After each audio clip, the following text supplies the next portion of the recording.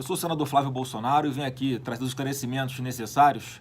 E eu só peço a todos vocês que assistam o vídeo até o final, porque é importante que eu vou falar aqui. Eu vou rebater ponto a ponto dessas atrocidades que o Ministério Público está acusando a mim e a várias pessoas no meu entorno, né, de fazerem. E desculpa a demora na resposta, porque infelizmente é um processo que corre em segredo de justiça, mas parece que o sigilo vale apenas para mim, porque eu fico sabendo das coisas pela imprensa. Então, pelo que são na imprensa, eu vou começar a rebater algumas coisas aqui. Em primeiro lugar, eu queria perguntar aqui para as autoridades competentes a questão dos vazamentos de informações sigilosas. Essa medida cautelar, que foi autorizada aí pelo juiz Itabaiana, da Vara Criminal do Rio de Janeiro, só ele tinha acesso e os promotores do Ministério Público. Se eu não tinha acesso, e isso vazou para a imprensa muito rapidamente, no momento, inclusive, em que foram feitas as diligências, quem é que vazou isso? Foi o juiz? Foram os promotores? Foram ambos? De que é a responsabilidade por esse crime que acaba prejudicando muito a minha defesa, já que eu não tenho nada a esconder e rebateria facilmente, ponto a ponto, dentro do procedimento? Para que traz para a imprensa? Para desgastar a minha imagem e, obviamente, é para atingir o presidente Bolsonaro. Agora, esse juiz que virou motivo de chacota no Judiciário do Rio, que quebrou o sigilo fiscal, bancário, de 95 pessoas, incluídas aí pessoas jurídicas, com apenas 4 linhas, sem nenhuma fundamentação. Esse mesmo juiz que autoriza tudo que o Ministério Público pede, sem sequer ter preocupação e o cuidado necessário para avaliar o que está sendo pedido. Por exemplo, o Ministério Público me acusa de ter um patrimônio de 9 milhões de reais, que não é meu patrimônio, que é muito menor do que isso.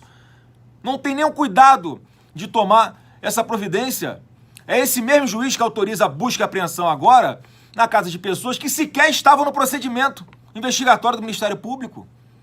Tenha cuidado para avaliar as coisas, autorizar. O senhor está tratando de vidas de pessoas trabalhadoras, honestas, inocentes. É esse mesmo juiz que, no meu ponto de vista, é incompetente para analisar o meu caso, já que eu era deputado estadual à época. Eu não estou aqui pedindo foro privilegiado nenhum, não. Até porque isso está fora da minha escolha. É o que diz a legislação. Não tinha que estar nada sendo feito por esse juiz, mas vamos tomar as providências. Agora, é importante um pequeno detalhe. Sabe aonde a filha desse juiz trabalha, a Natália Nicolau? Trabalha como governador Wilson Witzel. Está lá até hoje. E olha, é uma boquinha que parece ser boa, o Ministério Público. Vocês podem investigar, porque inclusive eu ouço falar, não sei se é verdade, eu ouço falar que ela não aparece muito por lá, não. Tá? Então era bom vocês investigarem se não tem um funcionário fantasma dentro do gabinete do governador, que é filha desse juiz Flávio Itabaiana. Mas vamos passar aqui rapidamente para o ponto a ponto, né, pelo menos os 5 principais que eu vi que foram colocados aí na imprensa. Em primeiro lugar, com relação ao meu ex-assessor Queiroz. Hoje, a capa do Jornal Globo é que ex-assessores de Flávio Bolsonaro depositaram 2 milhões na conta do Queiroz. Só que eles não explicam que isso era um período de 12 anos e que grande parte, a maioria esmagadora desses recursos, são oriundos, sabe de quem? Dos próprios parentes deles, que trabalhavam lá também. Ele já falou isso publicamente, que geria os recursos da família. E a família depositava o dinheiro na sua conta e ele fazia o que queria com o dinheiro. Eu não tenho nada a ver com isso. O que é que eu tenho a ver com o que a pessoa faz com seus recursos, do seu trabalho? Todos trabalhavam. Se deixa o salário todo na conta, se tira 100%, se tira 30%, não importa, eu não tenho nada a ver com isso. A pessoa faz o que quiser com o dinheiro que é dela. Então, não sejam tendenciosos. Vocês, mais uma vez, estão trazendo a público, expondo ao ridículo, ao absurdo, ao constrangimento, pessoas que são trabalhadoras e que estavam se explicando dentro do processo. Para quê ficar trazendo esse assunto à baila em público? Para dificultar a defesa deles? Para atingir o presidente Bolsonaro? O outro ponto, agora estão atacando a minha loja de chocolate dentro de um shopping, que foram compradas, obviamente, com recursos meus e da minha esposa. Tudo declarado em imposto de renda.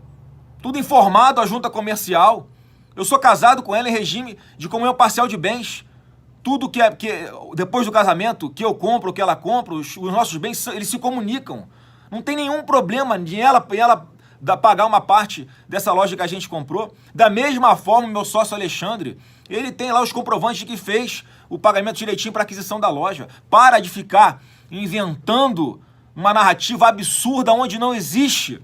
A outra acusação agora apesar de ser 50% para o Flávio e 50% para o sócio dele, O Flávio recebe muito mais dividendos de lucros do que o sócio. Mas é óbvio, alguém tem alguma dúvida que eu levo mais clientes para a loja do que ele?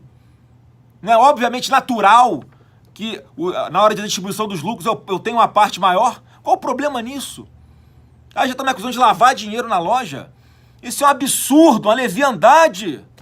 Se eu quisesse lavar dinheiro, eu ia abrir uma franquia que tem um controle externo da franqueadora, que tem auditoria. Eu ia abrir uma outra atividade qualquer que eu não devesse satisfação para ninguém. E tudo declarado em imposto de renda. E se eu fosse vagabundo, quanto muitos pensam, você acha que eu ia estar preocupado em abrir uma franquiazinha? Em abrir um negócio particular fora do meu mandato? Se eu tivesse alguma sacanagem, eu não estava preocupado com isso. Dinheiro não seria problema para mim. Mas eu sempre fiz tudo direitinho, dentro da lei. Passei 16 anos como deputado estadual na LERJ. Nunca teve uma vírgula. É só após as eleições de 2018 é que começou o problema todo. Por que será? Qual é a coincidência? Qual o fato novo? Jair Bolsonaro ser eleito presidente do Brasil. Então não tem nada a esconder com relação à loja. Aí acusam, a loja recebeu, a loja recebeu muitos depósitos em dinheiro. É óbvio, ô energúmenos. É um comércio. As pessoas pagam em dinheiro também. E pagam em dinheiro, a gente recebe na loja e depois deposita na conta da loja. Qual o problema? O que tem de ilegal nisso? Olha a narrativa absurda que estão construindo em torno disso, como se eu lavasse dinheiro lá. É igual estão fazendo agora, outro ponto também, que eu já passo aqui, outra sacanagem que estão fazendo com o Diego, que é um policial militar, amigo meu, e que em uma única ocasião na minha vida, se não me engano, foi porque o banco já tinha fechado, né, e eu não tinha aplicativo no telefone na época, eu pedi para ele pagar uma conta para mim, que era um boleto de uma parcela do apartamento que eu estava pagando. Ele pagou e depois eu reembolsei. Qual o problema nisso? E aí vão cruzar as informações dos depósitos bancários. Aí tem, como ele é um pequeno empresário, a principal renda dele não é a polícia militar, ele é um pequeno empresário bem sucedido, e ele comprava produtos na minha loja no final do ano para dar de presente para os seus clientes. Como ele tem uma empresa de vigilância em Copacabana, ele, no final do ano, comprava produtos na minha loja e entregava aos seus clientes, que eram síndicos dos prédios ali em Copacabana. O que é que tem de absurdo nisso? Parem de ficar criando uma narrativa para que as pessoas possam, para dar a entender para as pessoas que há algo de ilegal nisso. Expliquei aqui em 30 segundos. Para que expor isso na imprensa, promotores e juiz Itabaiana? Faz o devido processo legal direitinho, com o nosso direito à ampla defesa, fundamenta direito às suas decisões, não tem problema nenhum. Nunca reclamei de estar sendo investigado. Aliás, alguns falam, quem não deve não teme. Eu estou sendo investigado há 2 anos e não tem nada contra mim. E após mais de 1 ano de que tudo veio à baila, ele autoriza uma busca e apreensão de celulares, uma medida completamente inócua, exatamente para trazer o assunto à tona de novo.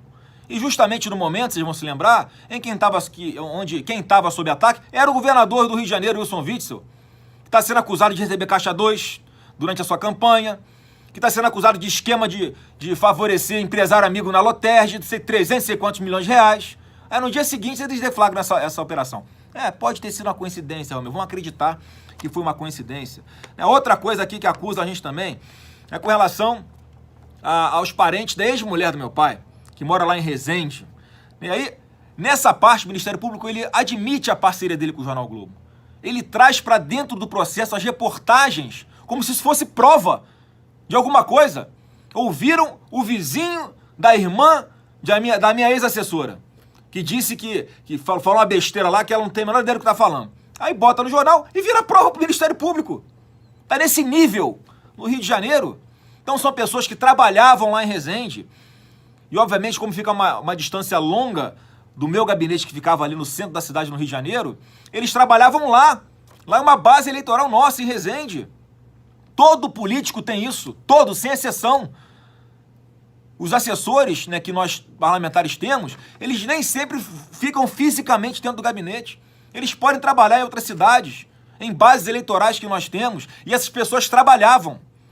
Você que está me assistindo, que por acaso encontrou com a gente numa formatura lá em Resende, na Academia Militar das Agulhas Negras, vai se lembrar quantas vezes vocês não nos viram, por exemplo, inclusive eu, panfletando no sinal de trânsito na saída da formatura, junto com essas pessoas que estão sendo acusadas aqui de serem fantasmas, que trabalhavam, ralavam lá um sol de meio-dia e a gente distribuindo nosso informativo, prestando conta do nosso mandato.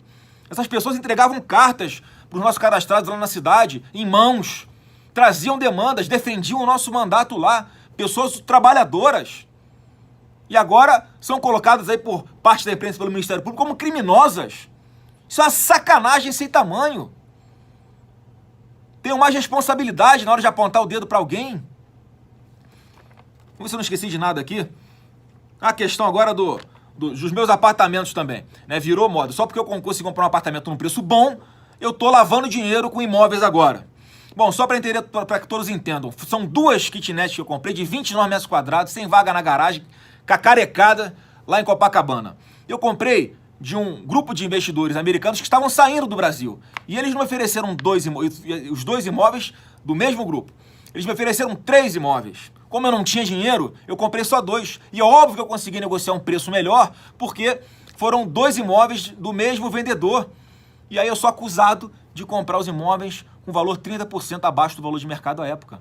As pessoas, eles estavam saindo do Brasil, queriam se desfazer dos imóveis, eu tive a oportunidade de comprar, eu recolhi os impostos devidos sem problema nenhum, e agora só porque numa relação de compra e venda, onde as partes acordaram o valor, eu não posso comprar mais barato? Eu tenho que comprar mais caro para não ter suspeita? Que loucura é essa? E tudo declarado no meu imposto de renda, impostos recolhidos, sem problema nenhum. Agora, é muito claro, né, para mim, que há uma perseguição absurda no Rio de Janeiro em cima de mim, porque querem me atingir para tentar atingir o presidente da República. Só um recado para vocês, não conseguirão, porque a gente não fez nada de errado, mais cedo ou mais tarde vai tudo ficar, obviamente, comprovado, e eu fiz questão de gravar esse vídeo para rebater ponto a ponto de cada acusação absurda que está sendo imputada a mim. E eu lamento, peço desculpas aí ao judiciário, porque é um processo que está em segredo de justiça, mas eu não tenho como ficar calado diante desses vazamentos contínuos, reiterados. Eles vazam medidas que são completamente sigilosas, secretas, que atrapalham as investigações, inclusive, mas não estão nem aí. Não estão nem aí porque o objetivo não é buscar a verdade. O objetivo é me atingir e atingir o presidente da República. Não vão conseguir. Vocês não entenderam ainda que Deus está no comando de tudo? Eu tenho plena confiança nisso. Trago aqui as provas, rebato ponto a ponto, sempre fiz isso, nunca me escusei de fazer nada. O próprio Queiroz, dentro do procedimento investigatório, já botou no papel que eu não tenho nada a ver com o que ele fez ou deixou de fazer. Mas isso a imprensa não vaza, o Ministério Público não vaza, os promotores, não vazam, não quero aqui atacar a instituição do Ministério Público jamais, que respeito muito. Agora, obviamente que há pessoas ali que no mínimo, estão mal intencionadas, não estão buscando a verdade, estão perseguindo, usando artifícios ilegais que constrangem as pessoas para buscar explicar uma coisa que simplesmente eu não fiz. Daí a dificuldade deles de até hoje não terem oferecido denúncia. Se já tem tudo comprovado, já tem a convicção de que eu tenho algum problema, por que não denunciou ainda? Não denunciou porque não tem o que falar de mim. Não tem do que me acusar. Falo por mim aqui. Tenho a consciência tranquila, não tenho nada a esconder de ninguém. E a todos vocês, prestem sempre muita atenção na narrativa que está sendo construída. Há, sim, um conluio de várias pessoas poderosas para, dia sim, dia também, atacar o presidente da República, causar uma instabilidade e tentar tirá-lo na força. Só que, mais uma vez, ele não está lá por acaso. Deus quis que ele estivesse lá. Deus quis que eu estivesse aqui, defendendo o governo no Senado, fazendo um mandato de total apoio ao presidente, e que me dá muito orgulho de estar aqui representando o presidente, o meu estado amado, Rio de Janeiro.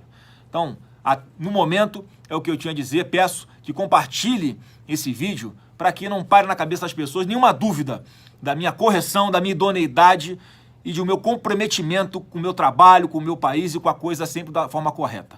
Um forte abraço a todos e fiquem com Deus.